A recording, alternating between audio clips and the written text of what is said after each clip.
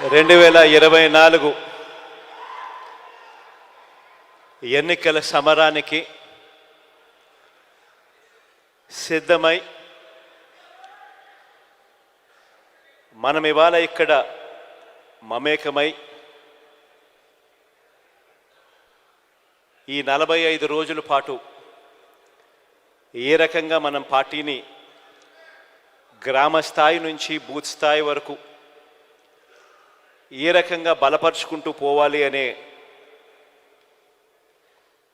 కార్యక్రమం మీద అవగాహన పెంచుకుంటూ ఈరోజు ఇక్కడ ఏకమయ్యాం. ఒకటి ప్రధానంగా కూడా అందరం కూడా గుర్తుపెట్టుకోవాల్సింది ఏమిటి అనంటే, ఎప్పుడైనా కూడా ఒక పార్టీని చూసినప్పుడు ఆ పార్టీలో ఉన్న ప్రతి కార్యకర్త, రాష్ట్ర స్థాయి నుంచి చూసుకుంటే గ్రామీణ స్థాయి వరకు కూడా ప్రతి కార్యకర్త కూడా తమ నాయకుడు ఎలాంటి వాడు అని ఆ నాయకుడిని చూపించి, అదిగో అతనే మా నాయకుడు అని కాలర్ ఎగిరేసుకొని చెప్పే విధంగా ఆ నాయకుడు, ఆ పార్టీ ఉండగలిగితేనే ఏ రోజైనా కూడా ఆ పార్టీకి గౌరవం ఉంటుంది. ఆ పార్టీని నమ్ముకొని ఉన్న క్యాడర్ గ్రామ స్థాయిలో తిరిగినప్పుడు, ఇంటింటికి వెళ్ళినప్పుడు ఆ క్యాడర్కి కూడా ఆ గౌరవం లభిస్తుంది. ఒక పార్టీ అన్నది ఆ మాదిరిగా వ్యవహరించాలి, పార్టీ నాయకుడు అన్నది ఆ మాదిరిగా వ్యవహరించాలి. ఈ వ్యవహరించే అంశంలో ఇందులో మరీ ముఖ్యమైన అడుగు ఏమిటి అంటే విశ్వసనీయత అన్నది. ఈరోజు నేను గర్వంగా కూడా చెప్తా ఉన్నా, వైఎస్ఆర్ కాంగ్రెస్ పార్టీ ఒక్క పార్టీ మాత్రమే బహుశా దేశ రాజకీయాలలో ఏ గ్రామానికి వెళ్ళి ఏ ఇంటికి వెళ్ళి అడిగినా కూడా విశ్వసనీయత ఉన్న పార్టీ ఒక్క వైఎస్ఆర్ కాంగ్రెస్ పార్టీయే అన్న మాట వినపడుతుంది. ఈ మాట చాలా చాలా చాలా ఒక రాజకీయ నాయకుడికి, ఒక రాజకీయ పార్టీకి చాలా చాలా అవసరమైన మాట ఇది. ఈరోజు నేను 2019కి ముందు 5 సంవత్సరాల గతంలో తెలుగుదేశం పార్టీ పాలన, చంద్రబాబు నాయుడు గారి పాలన చూశారు. 2014లో చంద్రబాబు నాయుడు గారు ఒక మేనిఫెస్టో తీసుకొచ్చాడు. ప్రతి సామాజిక వర్గానికి ఒక పేజ్ కేటాయిస్తూ తాను అధికారంలోకి వస్తే అది చేసేస్తాను, ఇది చేసేస్తాను అని చెప్తూ ప్రధానమైన ముఖ్యమైన వాగ్దానాలు కూడా చేశాడు. రైతన్నలకు రుణమాఫీ 87,612 కోట్ల రూపాయలని తెలిసినా కూడా, సాధ్యపడదు అని తెలిసినా కూడా 87,612 కోట్ల రూపాయల రుణమాఫీ నా మొట్టమొదటి సంతకంతోనే మాఫీ చేస్తాను అన్న మాట ఇవ్వడము, మేనిఫెస్టోలో పెట్టడము. అంతటితో ఆగలేదు. బ్యాంకుల్లో పెట్టిన బంగారం ఇంటికి రావాలి అని అంటే బాబు అన్నాడు. పొదుపు సంఘాల రుణాలు అప్పట్లో దాదాపుగా 15,000 కోట్ల రూపాయలు అప్పట్లో ఉన్న ఆ రుణాలన్నీ కూడా మాఫీ చేస్తానన్నాడు. అంతటితో కూడా ఆగలేదు. ఇంటింటికి ఒక ఉద్యోగం లేకపోతే ప్రతి ఇంటికి 2,000 రూపాయల నిరుద్యోగ భృతి అన్నాడు. ఇవన్నీ చెప్పడమే కాకుండా, ఎన్నికల మేనిఫెస్టోలో ఇవన్నీ పెట్టడమే కాకుండా, గ్రామానికి ఇంటింటికి వెళ్ళి కార్యకర్తలను పంపి దీనికి పబ్లిసిటీ ఇప్పించాడు. టీవీలలో విపరీతమైన యాడ్లు వచ్చాయి. బ్యాంకుల్లో పెట్టిన బంగారం ఇంటికి రావాలి అని అంటే బాబే రావాలి అని అడ్వర్టైజ్మెంట్లు. నాకు ఇప్పటికి కూడా గుర్తుంది అడ్వర్టైజ్మెంట్లు. తాలిబొట్టును ఎవరో వచ్చి లాగుతూ ఉంటారు ఒక అక్క చెల్లెమ్మ మడిలో నుంచి. వెంటనే ఒక చెయ్యి వచ్చి ఇలా ఆపేస్తుంది.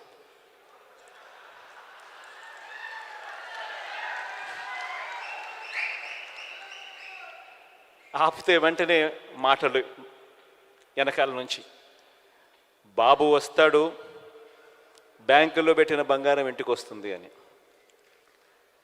రకరకాలుగా ఇలాంటి వాగ్దానాలు. 2014లో చంద్రబాబు నాయుడు గారు ఇలాంటి మాటలు చెప్పినప్పుడు మన పార్టీలో కూడా చాలామంది శ్రేయోభిలాషులు కూడా నాకు కూడా చెప్పారు, పోయేదేముంది, ఆయన చెప్తా ఉన్నాడు, సాధ్యం కాదని తెలిసిన ఆయన చెప్తా ఉన్నాడు, మనం కూడా చెప్దాము, పోయేదేముంది, ఎన్నికలు అయిపోతాయి, మన సంగతి మనం చూస్తామని చెప్పి చాలామంది నాతో కూడా అన్నారు. మన పార్టీలోనే ఉన్న వాళ్ళే. తప్పు కూడా కాదు, నేను వాళ్ళకు కూడా తప్పు కూడా అని ఇప్పుడు నేను అన్నను. ఎందుకంటే వాళ్ళు చంద్రబాబు నాయుడు ఒకవైపున అబద్ధాలు ఆడుతూ ఉన్నాడు, కాదు సాధ్యమని తెలిసినా కూడా మోసం చేస్తూ ఉన్నాడు. మనమేమో నీతిగా నిజాయితీగా యుద్ధం చేయాలని మనం అంటా ఉన్నాం, ఈ మాదిరిగా యుద్ధం చేయడం కుదరదు అని నాకు సలహాలు కూడా ఇచ్చారు. కానీ నేనన్నా, విలువలు విశ్వసనీయత అన్న పదానికి అర్థం చెప్పా. చేయగలిగిందే మనం చెప్పాలి, చెయ్యలేము అని తెలిసినప్పుడు నోట్లో నుంచి ఆ మాట రాకూడదు అని చెప్పి.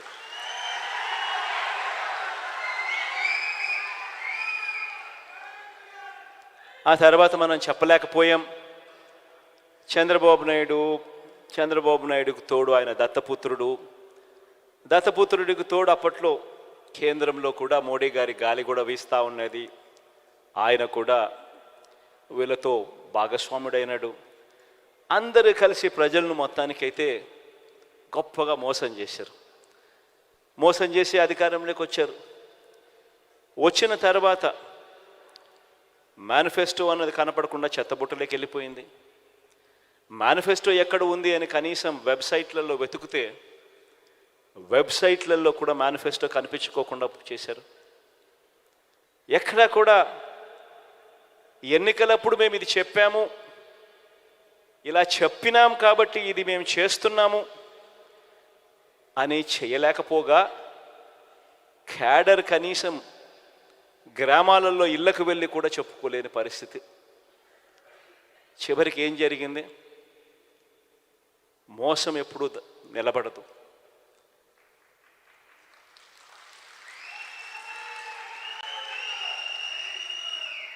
చివరికి ప్రజలు ఎంత దారుణమైన తీర్పు ఇచ్చారు అని అంటే, చంద్రబాబు నాయుడు గారి పార్టీ తరపున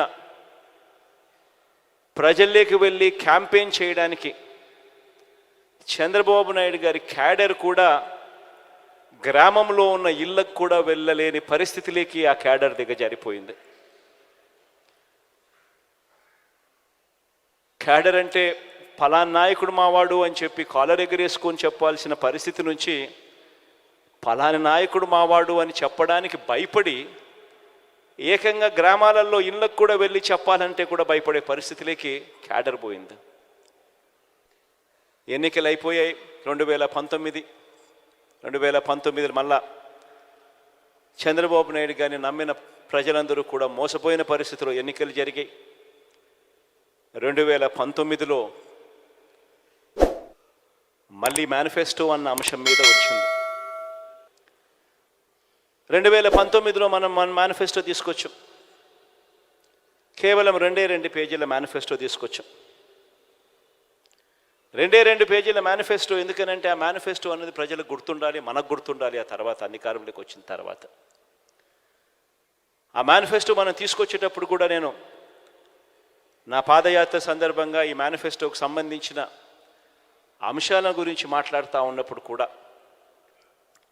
మన పార్టీలో ఉన్న వాళ్ళు కూడా కొంతమంది నన్ను అడిగారు. నాకు హీరోయిట్కి కూడా గుర్తుంటుంది ఎప్పుడైనా ఇటువంటి మాటలు అయితే. అప్పల్ నర్సయ్య అయితే నాతో విజయనగరం జిల్లాకు పోయినప్పుడు, అప్పల్ నర్సయ్యను వచ్చినాడో లేదో నాకు తెలియదు, కానీ ఇక్కడ అప్పల్ నర్సయ్య అన్న మాట నాకు గుర్తుంది. అన్నాడు, నాతోనే అన్నాడు, ఇవన్నీ సాధ్యమేనా అని. అప్పల్ నర్సయ్యతో నేను అన్నా, ఇవన్నీ ఖచ్చితంగా చేసి తీరుతామన్నా అని చెప్పి.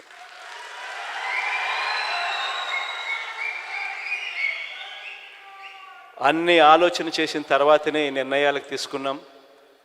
అన్నీ ఆలోచన చేసిన తర్వాతనే వీటి గురించి ప్రస్తావిస్తూ ఉన్నాను.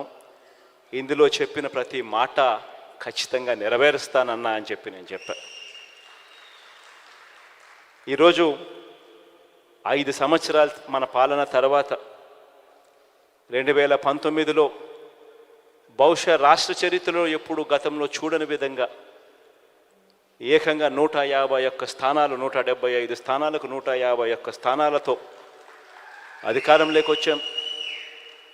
25 స్థానాలకు 22 ఎంపీ స్థానాలు గెలుచుకుని అధికారంలోకి వచ్చాం.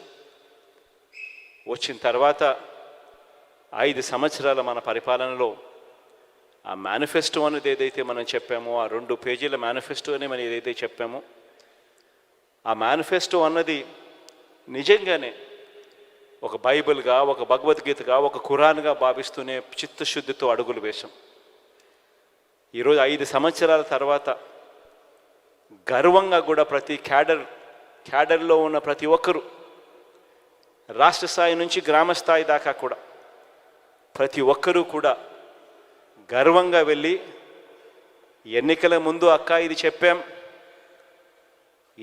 చెప్పినవన్నీ కూడా చేశాం అని ఏకంగా 99% హామీలన్నీ నెరవేర్చి మేనిఫెస్టో తీసుకొని వెళ్ళి మళ్ళీ ప్రతి ఇంట్లో చూపించి మీరే టిక్కు పెట్టండి అని అడిగే నిబద్ధత, చిత్తశుద్ధి వైఎస్ఆర్ కాంగ్రెస్ పార్టీకి మాత్రమే ఉంది అని కూడా చెప్తా ఉన్నాను. ఈరోజు ఈ మాటలు నేను ఎందుకు చెప్తా ఉన్నానంటే, ఈరోజు రాష్ట్ర వ్యాప్తంగా 87% ఇళ్లకు, ప్రతి కాన్స్టిట్యున్సీలో ఏ కాన్స్టిట్యున్సీ తీసుకున్నా 87% పైచిలకు ఇళ్లకు, గృహాలకు ఈరోజు మన ప్రతి పథకము ప్రతి ఇంటికి కూడా మంచి చేయగలిగాం. కుప్పం రూరల్ నియోజకవర్గం కాబట్టి అక్కడైతే ఏకంగా 93%, 93.29% ఇళ్లకు మంచి జరిగిన పరిస్థితులు అక్కడ ఉన్నాయి. ఇప్పుడు నేను చెప్పే విషయం చాలా చాలా జాగ్రత్తగా వినండి. ఇప్పుడు నేను చెప్పే విషయం కుప్పంలో నేను ప్రస్తావన చేస్తూ అన్నా. కుప్పంలో 87,000 ఇల్లులు, 87,000 చిల్లర ఇల్లులు కుప్పంలో ఉంటే ఏకంగా 83,000 ఇళ్లకు దాదాపుగా మంచి జరిగింది. ఆ మాట ప్రస్తావిస్తూ రాష్ట్ర వ్యాప్తంగా మీ జగన్ బటన్ నొక్కడం, నేరుగా నా అక్క చెల్లెమ్మల ఖాతాల్లోకి ఎటువంటి లంచాలు, ఎటువంటి వివక్షకు ఆస్కారం లేకుండా, ఎటువంటి లంచాలు వివక్ష లేకుండా ఏకంగా 2,55,000 కోట్ల రూపాయలు నేరుగా నా అక్క చెల్లెమ్మల కుటుంబాల ఖాతాల్లోకి వేశాము అని చెబుతూ, ఈ 2,55,000 కోట్లకు సంబంధించి ఇందులో 1,400 కోట్ల రూపాయలు కేవలం ఈ కుప్పం నియోజకవర్గంలో ఈ 83,000 ఇళ్లకు ఈ 1,400 కోట్ల రూపాయలు ఇవ్వగలిగాము అని. 45,000 కుటుంబాలు గతంలో పెన్షన్ అరకొరగా 1,000 రూపాయలు అందుకుంటా ఉన్నవి, మీ జగన్ వచ్చిన తర్వాత దాన్ని 3,000 చేశాడు. పెన్షన్ గతంలో కేవలం 30,000 ఇళ్లకు మాత్రమే వస్తూ ఉన్న పరిస్థితిని మార్చి 45,000 కుటుంబాలకు ఇవ్వడం మొదలుపెట్టింది మీ జగన్ వచ్చిన తర్వాతే అని. ఈ ఒక్క పెన్షన్ కార్యక్రమానికి ఈ 57 నెలల కాలంలో ఇచ్చింది ఒక్క కుప్పం నియోజకవర్గంలో మాత్రమే 507 కోట్ల రూపాయలు ఇచ్చాం. ఇదే మాదిరిగా చేయూత గురించి చెప్పా, ఇదే మాదిరిగా ఆసరా గురించి చెప్పా, ఇదే మాదిరిగా విద్యా దీవెన, వసతి దీవెన గురించి చెప్పా. ఇదే మాదిరిగా అమ్మఒడి గురించి చెప్పా. మొత్తంగా 83,000 కుటుంబాలకు ఏకంగా 1,400 కోట్ల రూపాయలు ఏకంగా ఈ 57 నెలల కాలంలో బటన్ నొక్కడం, నవరత్నాల ద్వారా నేరుగా నా అక్క చెల్లెమ్మల కుటుంబాల ఖాతాల్లోకి వెళ్ళిపోవడం. ఈ డబ్బుల్లో కూడా, ఈ 1,400 కోట్లలో కూడా ఆ పేదలకు ఇచ్చిన ఇళ్ల పట్టాల గురించి ప్రస్తావన లేదు. ఎందుకంటే అది కూడా కలుపుకుంటే ఈ 1,400 కోట్ల కంటే ఇంకా చాలా ఎక్కువ. ఎందుకు నేను ఈ మాటలు మాట్లాడుతూ ఉన్నానంటే,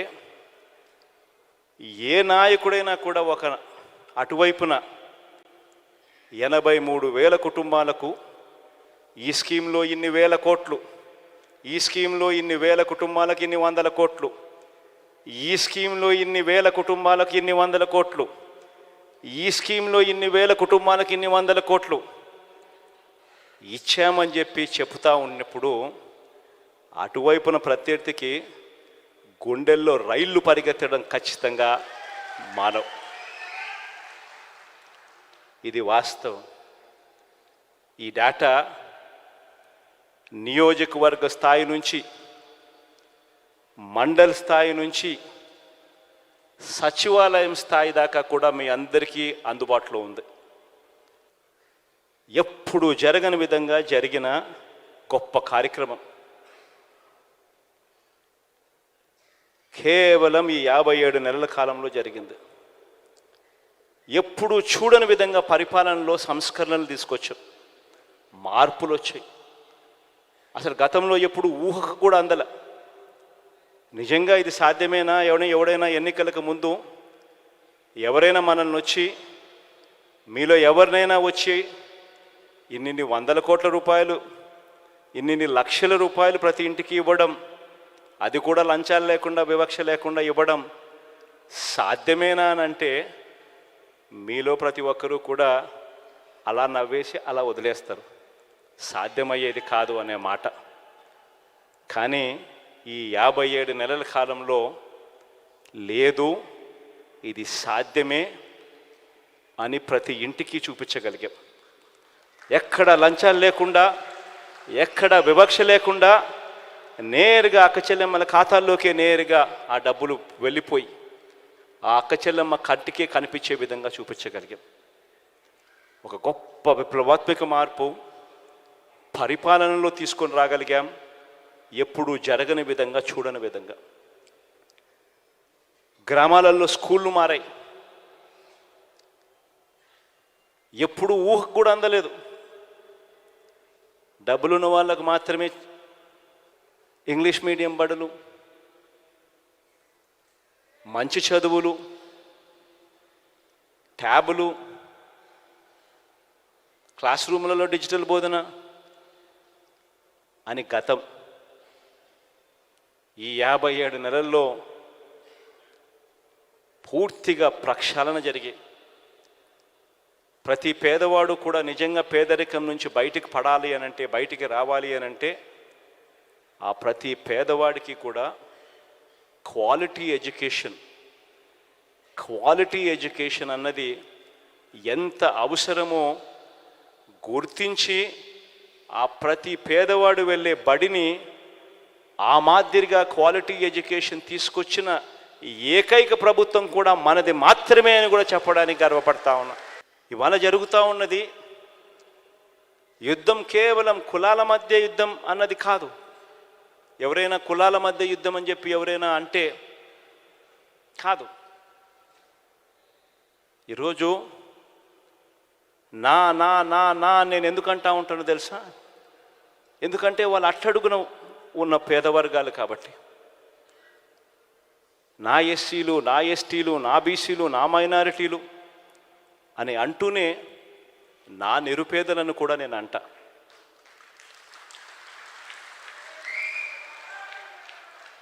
ఎందుకంటానో తెలుసా? ఎందుకంటే ఓసీలలో కూడా నిరుపేదలు ఉన్నారు.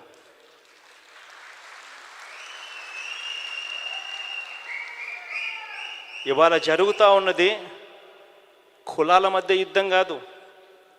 ఇవాళ జరుగుతూ ఉన్నది క్లాష్ వార్. గుర్తుపెట్టుకోండి. పేదవాడు ఒకవైపున, పెత్తందారులు మరోవైపున. ఇవాళ జరుగుతూ ఉన్నది ఇక్కడ. మీ జగన్ ఉంటే పేదవాడు బాగుపడతాడు.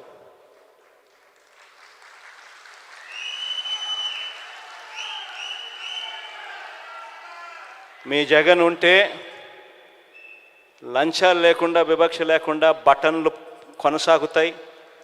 ఇంటికే వాలంటీర్ వస్తాడు. చిక్కటి చిరునవ్వులతో అవ్వ తాతలకు తోడుగా ఉంటూ సహాయం అందుతుంది. మీ జగన్ ఉంటేనే బడులు మారుతాయి. పేదవాడు వెళ్ళే స్కూళ్ళు ఇంగ్లీష్ మీడియం అవుతాయి. మీ జగన్ ఉంటేనే గ్రామాలలో విలేజ్ క్లినిక్లు పనిచేయడం మొదలు పెడతాయి. ఆరోగ్య సురక్ష అనే కార్యక్రమం జల్లడబడుతూ ప్రతి పేదవాడికి తోడుగా ఉండే కార్యక్రమం జరుగుతుంది. ఆరోగ్యశ్రీని ఇప్పటికే విస్తరించాం. విస్తరించిన ఈ ఆరోగ్యశ్రీ ఇంకా గొప్పగా పనిచేయడం మొదలు పెడుతుంది. ఏ పేదవాడైనా కూడా అప్పుల పాలు కాకుండా ఆ పేదవాడికి వైద్యం అందే పరిస్థితి కొనసాగాలంటే కేవలం జగన్ ఉంటే మాత్రమే అది సాగుతుంది, జరుగుతుంది.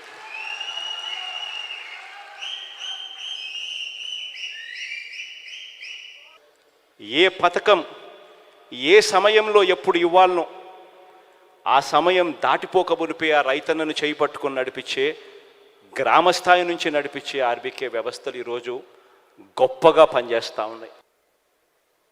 ఎప్పుడు ఊహకు కూడా అందలేదు. ఫోన్లలో దిశ యాప్ పెట్టగలుగుతామని ఒక 5 సార్లు ఇలా ఫోన్ చేస్తే చాలు ఒక పోలీస్ సోదరుడు అక్క చెల్లెమ్మ దగ్గరికి వచ్చి అక్క ఏమైంది అని అడిగే పరిస్థితి తేగలుగుతాము అని ఎప్పుడు ఊహకు కూడా అందలేదు. ఈరోజు ఆ ప్రతి అక్క చెల్లెమ్మ ఫోన్లోనూ దిశ యాప్లో ఫోన్ 5 సార్లు షేక్ చేసినా చాలు, లేదా SOS బటన్ నొక్కినా చాలు, 10 నిమిషాల్లోనే వెంటనే పోలీసు సోదరుడు వెంటనే ఫోన్ చేస్తున్నాడు, 10 నిమిషాల్లో ఇక్కడికే వచ్చేస్తున్నాడు. ఎప్పుడు ఊహకు కూడా తట్టలేదు ఇట్టని చేయగలుగుతామని. మొట్టమొదటిసారిగా గ్రామాలలోనే ఒక మహిళా పోలీస్. ఇవన్నీ కూడా ఎప్పుడూ చూడని విధంగా జరిగిన మార్పులు.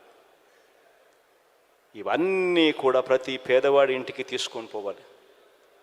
ఇవన్నీ కొనసాగాలి అని అంటే కేవలం మళ్ళీ జగన్ అయితేనే ఇవన్నీ కొనసాగుతాయన్న మెసేజ్ తీసుకొని పోవాలి.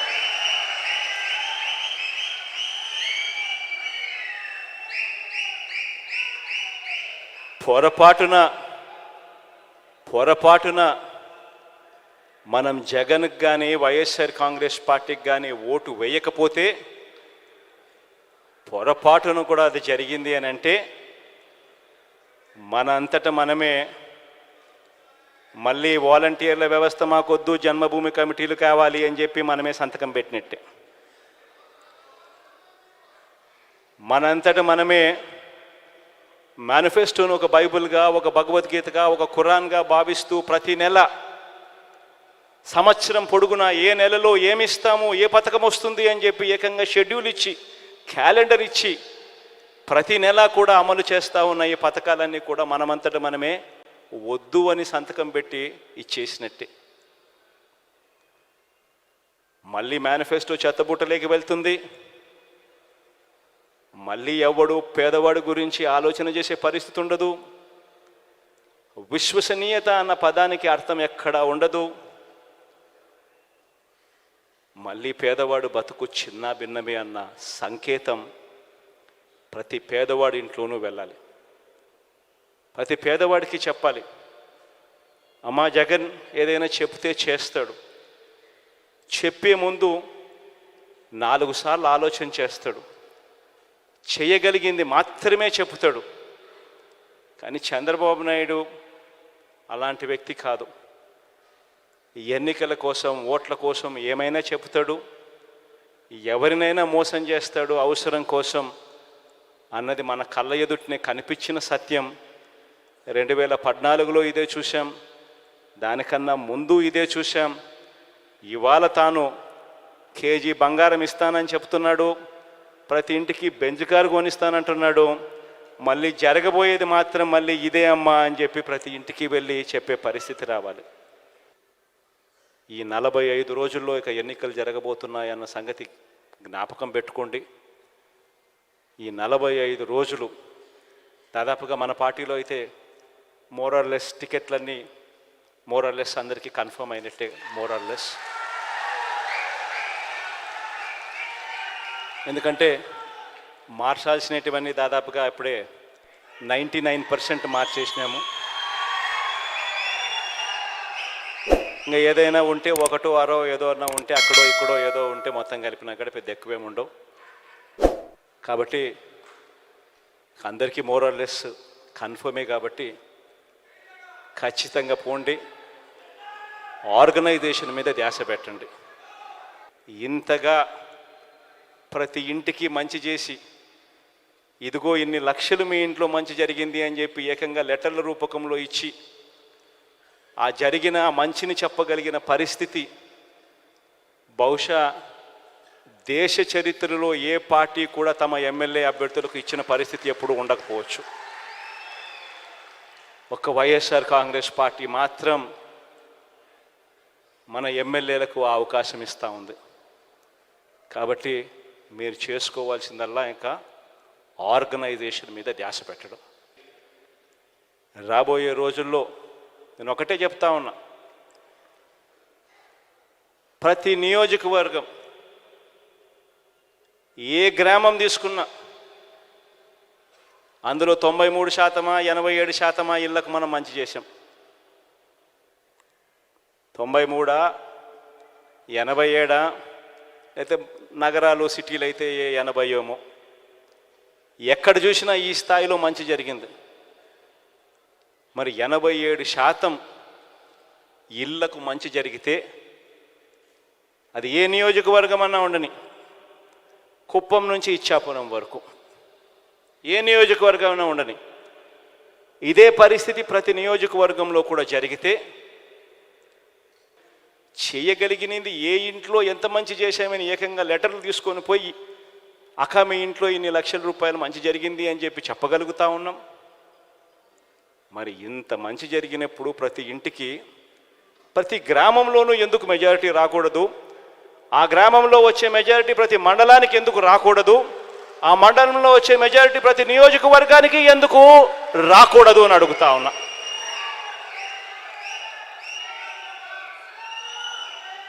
అది కుప్పమైనా సరే ఇచ్చాపురం అయినా సరే ఎందుకు జరగకూడదు అని అడుగుతా ఉన్నా. ఎస్, కొద్దో గొప్ప మన ప్రత్యర్థులు రకరకాల కాస్ట్ ఫీలింగ్స్ తీసుకొస్తారు. ఎందుకనంటే ఇక్కడ జరిగేది కాస్ట్ వార్ కాదు, ఇక్కడ జరిగేది క్లాష్ వార్. పేదవాడు బ్రతకాలి అనంటే వైఎస్ఆర్ కాంగ్రెస్ పార్టీ రావాలి, పేదవాడు బాగుపడాలి అనంటే వైఎస్ఆర్ కాంగ్రెస్ పార్టీ రావాలి, పేదవాడికి భవిష్యత్తు ఉండాలి అనంటే వైఎస్ఆర్ కాంగ్రెస్ పార్టీ రావాలి. ఈ అంశం ప్రతి ఇంటికి కూడా వెళ్ళి చెప్పగలగాలి. ఇక నేను చేయగలిగిందంతా నేను చేశా. మీ చేతుల్లోకి ఎవ్వడు, ఏ రాజకీయ పార్టీ, ఏ రాజకీయ నాయకుడు ఎప్పుడు ఇవ్వని ఆయుధాలు మీ అందరి చేతుల్లో నేను పెట్టా.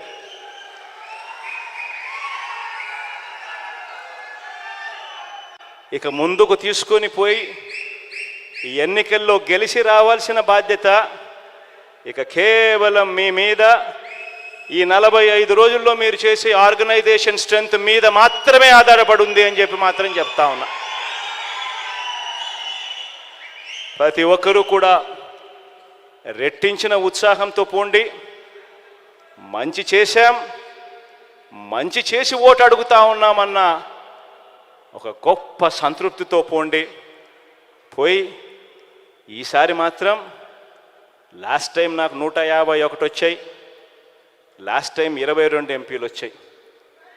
ఈసారి మాత్రం 175కు 175 రావాల్సిందే. ఆ దిశగానే అడుగులు పడాలి. 25కి 25 ఎంపీలు రావాల్సిందే. అన్న దిశగానే అడుగులు పడాలి.